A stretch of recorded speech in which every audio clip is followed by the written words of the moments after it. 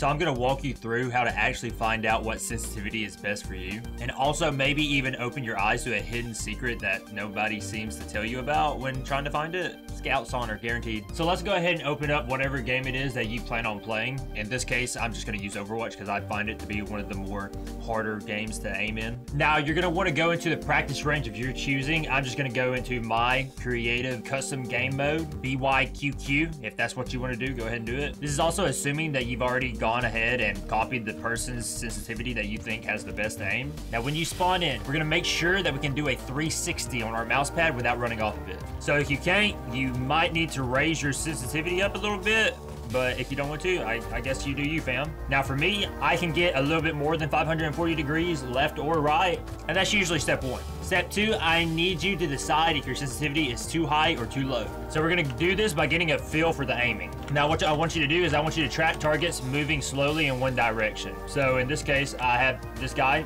perfect.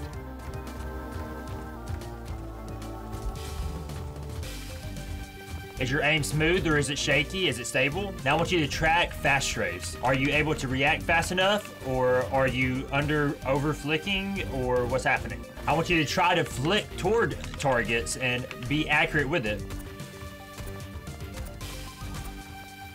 Are you flicking perfectly? Are you flicking too much, too little? What's the problem? Okay, good. Now for step three, we're gonna adjust our sensitivity accordingly. Now, of course, there's different sensitivity modifiers in different games, but just take what I'm telling you and apply it to your game. Like per se, if you was using an Overwatch sensitivity of 400 DPI, 8 in-game sensitivity, then you might want to increase it to however much you feel like you need to, like an 8.5 or a 9, or vice versa if it's the opposite and it's too fast. So you might want to downgrade it to 7.5 or 7. Now test it and see how it feels. And you're gonna repeat these two steps until you get to the very last digit that you can adjust in little increments of 1. In my case, since I'm playing Overwatch, that would be the hundredths column. That's why my sensitivity is 800 at 4.28, because it allows me to take advantage of my sensitivity when moving. And when you get your sensitivity to a spot where you feel like you like it for now, here is where the secret that nobody tells you about is. If possible, I want you to adjust your DPI to maybe a different DPI.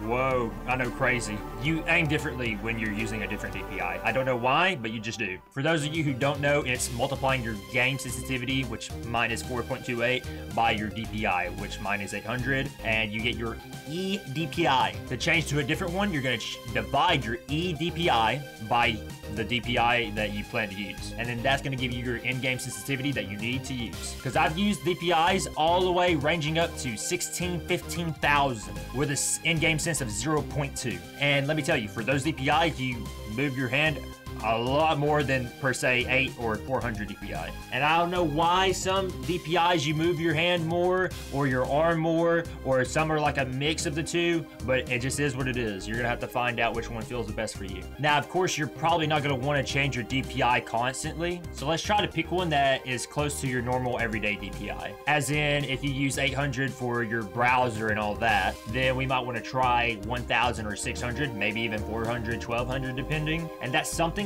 I never see anybody talking about whenever I used to look up everything about the sensitivities and the best methods of aiming type videos, all that shit. If you have a low sense, you might want to use lower DPIs, medium range of DPIs like 800. For higher sensitivities, you might want to use higher DPIs like 1600, because in all my testing, I've used all sorts of crazy DPIs and all crazy senses, and it actually helps your aim, or feels better at least, when you use lower senses with lower DPIs and higher senses with higher DPIs. And hopefully that might help you get off in the right direction, because you'll probably eventually change your sensitivity in the future, whether it be increasing or decreasing it, because you might realize that you can take advantage of a different sensitivity now that you have more experience under your belt, or you might have gotten a heavier or lighter mouse and you just need to adjust for it. Overall, I cannot make you good at aiming. That comes with time, but this might help you find your sensitivity for the time being. And everything I've said throughout this whole entire video applies to